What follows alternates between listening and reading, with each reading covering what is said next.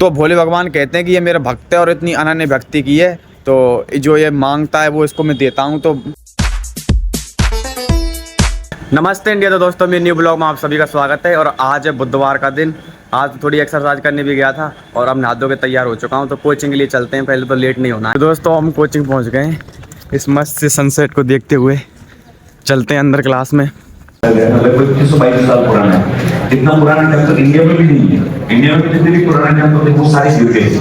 अपन जैसे ancient history आगे पढ़ेंगे तो अपन कहेंगे कि वो मंदिर बनते थे, ये ऐसा लिखा हुआ तो मिलता है, लेकिन मौर्य काल में कोई भी मंदिर मिलता नहीं। मौर्य काल में कोई भी मंदिर मिलता नहीं। इस तरह के मंदिर मिले हैं हमें, वो एक्चुअली मिले गुप्त काल के। आओ भाई आओ आओ, तुम टाइम से नहीं आ सकते क्या? हाँ भाई बैठो बैठो, जगह रोक रखी है तुम्हारे लिए, बैठो। बिजलियां निर्लज हो गई। बिजलियां क्या हो गई? निर्लज नहीं है। नहीं आती, निर्लज हो गई। बिजलियां जलहर तू तो लज, बोलो जलहर तू तो लज। जलहर मतलब बादल। बिजलियां तो निर्लज हो गई है, बादल तू तो लज्जा कर, तू तो थोड़ी बहुत शर्म कर। सुनी सेज विदेश पे मगरो मगरो गज। मैं अकेली हूँ, मेरे पति प्रदेश में रहते हैं, थोड़ा ईमानदार, मुझे डर लगता है। अकेले। तो दोस्त हमारी क्लास कंप्लीट हो चुकी है और अब चलते हैं। हाँ भाई साहू जी आए कर दो। गजब कबाब चल रही है। तो दोस्तों रूम पे आ चुके हैं और चलते हैं अंदर। आलू के पराठे बना रहा है अमन, मैं जिंजर गार्लिक लेके आया हूँ। अंदर चलते हैं, फिर मैं भी हेल्प कर दूंगा थोड़ी सी। आवाज दिल की पहचान ले। दोस्तों कुछ लोग मेरे को मैसेज कर रहे थे कि भाई राजस्थानी भाषा बोलो। वैसे तो मैं राजस्थान का हूँ तो ये राजस्थानी निकल रही है मेरे मुंह से, लेकिन हमारी जो क्षेत्र है ना उस पर ब्रज भाषा का प्रभाव है, तो मेरी भाषा ब्रज है। वैसे मैं समझता तो देखो शेखावाटी लैंग्वेज भी समझता हूँ, हिंदी तो समझते ही हैं, इंग्लिश भी समझता हूँ और मारवाड़ी भी थोड़ी बहुत समझ लेता हूँ। तो बोलना तो नहीं आता, तो ऐसी बात है। तो दोस्तों आज मैं 4-5 ऐसे अकाउंटों का नाम बता रहा हूँ जो मेरी वीडियो रोज़ देखते हैं, डेली देखते हैं, कमेंट करते हैं। तो एक तो सैनी प्रियंका नाम से अकाउंट है किसी का, वो मेरी वीडियो डेली देखते हैं और डेली कमेंट करते हैं। एक अकाउंट है विवेक 20 नाम से, अब यार वो डेली देखते हैं, कमेंट करते हैं, तो मेरे को भी याद है उनके नाम।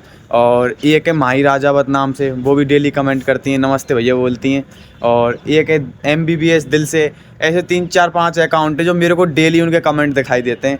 दोस्तों आप भी वीडियोज़ को ज़्यादा से ज़्यादा शेयर कीजिए और आप भी कमेंट कीजिए, आपका भी नाम ले देंगे मेरे को देखेंगे तो दोस्तों हमारे सर ने हमको एक कहानी सुनाई थी, उसको मैं आपको सुनाने जा रहा हूँ। थोड़ा पेशेंस बनाए रखना, अच्छी कहानी है और पूरा सुनना। तो ये जो कहानी है ना ये मार्कंड ऋषि की है। एक मरकंड नाम के ऋषि थे और उनकी पत्नी थी, तो उनके पास बच्चा नहीं था। तो एक माँ का तो वो होता ही है मन में कि यार हमारी भी संतान हो, तो वो परेशान सी रहती थी। तो मरकंड ऋषि उनसे पूछते थे कि इतना परेशान क्यों रहते हो, तो उन्होंने बोला कि हमारे पास सब कुछ है लेकिन मेरे पास मात्र सुख नहीं है। तो फिर उसने सोचा कि यार क्या किया जाए क्या किया जाए। तो इसके लिए तो ये कि सॉल्यूशन है कि यार भोले भगवान को मनाया जाए। तो उन्होंने कठोर तपस्या की और भोले भगवान को प्रसन्न कर लिया। तो भोले भगवान आए तो उन्होंने बोला कि मांगो बस, जैसे पिक्चरों में बोलते हैं कि यार मांगो बस, क्या मांगना है तुमको, मैं तुम्हारी सभी इच्छाएं पूरी करूंगा। तो उन्होंने बोला कि यार हमारे पास सब कुछ है लेकिन हमारे पास एक बेटा नहीं है, तो क्या आप हमको मतलब मातृ पितृ सुख दे सकते हो क्या? तो भोले भगवान ने कहा ये तो तुम्हारे भाग्य में ही नहीं है। तो मरकंड ऋषि कहते हैं चलो ठीक है। तो फिर भोले भगवान कहते हैं और कुछ मांगो बस, मैं और कुछ भी दे दूंगा तुमको। लेकिन वो कहते हैं कि जो मेरे भाग्य में नहीं है वो ही आप नहीं दे पा रहे हो, तो फिर मेरे जो भाग्य में होगा वो तो मेरे को मिल ही जाएगा। तो फिर भोले भगवान उनसे बोलते हैं चलो मैं तुमको मतलब ऐसा बेटा मिलेगा तुमको। अगर आपको दीर्घायु बच्चा चाहिए तो वो तो मूर्ख रहेगा, और अगर अल्पायु मिलेगा तो वो रहेगा तीव्र बुद्धि वाला। तो मरकंड ऋषि ने सोचा कि मूर्ख से तो कौन ही मूड मारेगा, तो उन्होंने बोला भले अल्पायु का हो लेकिन तीव्र बुद्धि वाला हो। तो भोले भगवान ने कहा कि आपको एक लड़का होगा जो 16 वर्ष की आयु तक ही जिएगा।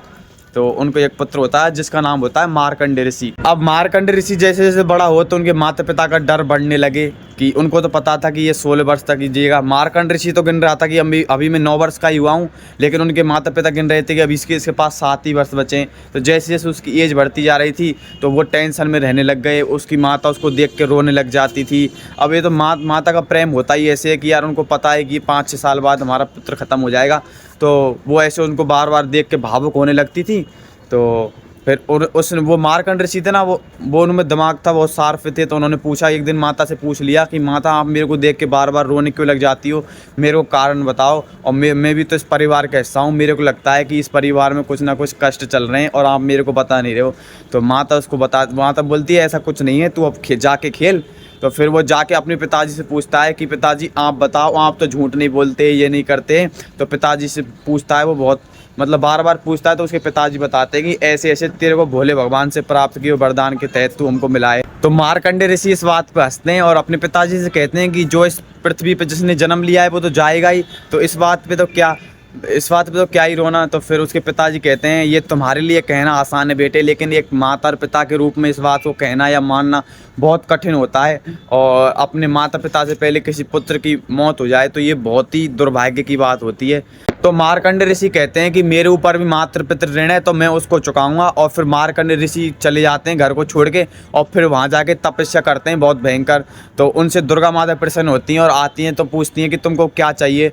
तो वो कहती हैं कि वो मार्कंडेय ऋषि कहता है कि मेरे जो माता पिता हैं ना, वो मेरी जल्दी मृत्यु से परेशान है। तो मैं चाहता हूँ कि जब तक मेरे माता पिता जीवित रहे ना, तब तक मैं भी जीवित रहूँ और उनकी मृत्यु के अगले ही क्षण भले मैं ख़त्म हो जाऊँ, क्योंकि मुझे जीने की इतनी लालसा नहीं है, लेकिन मैं माता पिता के लिए ये करना चाहता हूँ। तो दुर्गा माता जी कहती हैं कि ये तो मेरे हाथ में नहीं है, तो तुम ऐसा करो कि जो हमारा ऋग्वेद है उसके 7वें मंडल में महामृत्युंजय मंत्र दिया गया है, उसका जाप करो।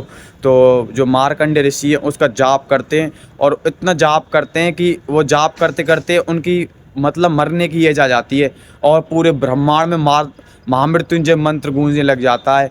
और वो वाला मंत्र है ना, आपको थोड़ा बहुत बताता हूँ। ओम यजम कम अजाम है, मेरे को भी याद नहीं है, ऐसे गलत उच्चारण नहीं करना चाहिए मंत्रों का। तो पूरे ब्रह्मांड में उसका मंत्र गूंजने लग जाता है और उसमें से बहुत तेज निकलता है। तो फिर उसके पास यम के दूत आते हैं, क्योंकि टाइम हो गया उसका मरने का, 16 साल कंप्लीट हो गए। तो यम के दूत आते हैं, लेकिन यम के दूत उस महामृत्युंजय मंत्र की वजह से उसके पास ही नहीं पहुंच पाते। फिर सीधा यम ही आता है उसके पास, और यम आता है तो फिर उससे बोलता है कि चल बेटा तेरा टाइम हो गया। लेकिन वो तो अपने मंत्रों का जाप करता ही रहता है। तो यम के पास एक रस्सा सा होता है, उसका नाम नहीं याद आ रहा मेरे, तो वो उससे मृत्यु को पकड़ते हैं, तो वो फेंक के मारता है। तो तब तक क्या करते हैं, मार्कंडेय ऋषि भोले भगवान की प्रतिमा से चिपक जाते हैं और जो वो रस्सा होता है वो भोले भगवान के ऊपर जाके पड़ता है। तो भोले भगवान उस टाइम पे समाधि में थे, तो भोले भगवान एकदम समाधि में सोच जाते हैं कि कौन है जिसने मेरे को ये साहस किया। तो फिर भोले भगवान खुद प्रकट होते हैं। तो भोले भगवान बोलते हैं कि क्या दिक्कत है तुझे यमराज। तो यमराज कहता है कि हे प्रभु, जो ये मार्कंडेय ऋषि हैं इनकी आयु पूरी हो चुकी है, तो मैंने लेने आया हूँ। फिर वो यमराज कहते हैं कि ये तो जो नियम आपने बनाया है कि जो इस धरती पे आया है वो जाएगा, तो आप इस नियम को तोड़ रहे हो। तो भोले भगवान कहते हैं नियम तोड़ने के लिए बने होते हैं, समय के साथ उन्हें तोड़ना भी चाहिए। तो ऐसी कुछ कहानी है। फिर वो यमराज कहते हैं कि ये तो जो नियम आपने बनाया है कि जो इस धरती पे आया है वो जाएगा, तो आप इस नियम को तोड़ रहे हो। तो भोले भगवान कहते हैं नियम तोड़ने के लिए बने होते हैं, समय के साथ उन्हें तोड़ना भी चाहिए। तो ऐसी कुछ कहानी है। और जो मार्कंडेय ऋषि थे ना, उनके पिता का नाम था मरकंड। तो आप कंफ्यूज मत होना, मार्कंडेय और मरकंड। तो इस प्रकार मार्कंडेय ऋषि इतनी आराधना करके और फिर भोले भगवान को मना लेते हैं और फिर उनको एक लंबी आयु मिलती है। उनके माता पिता का जो ऋण था उनको चुका पाते हैं वो। तो इस कहानी का यही सार है। और कहानी कैसी लगी है कमेंट करके बताना, बहुत देर में सुना पाया हूँ। ज़्यादा से ज़्यादा कमेंट करना, शेयर करना, मेरे को तो बहुत अच्छी लगी थी इसलिए मैंने आपको सुनाया। तो दोस्तों आज का ब्लॉग कैसा लगा वो कमेंट करके बताना, और अगर आपको ब्लॉग पसंद आया हो तो अपने दोस्तों को शेयर कीजिए, मेरे चैनल को सब्सक्राइब कीजिए। बहुत बहुत धन्यवाद।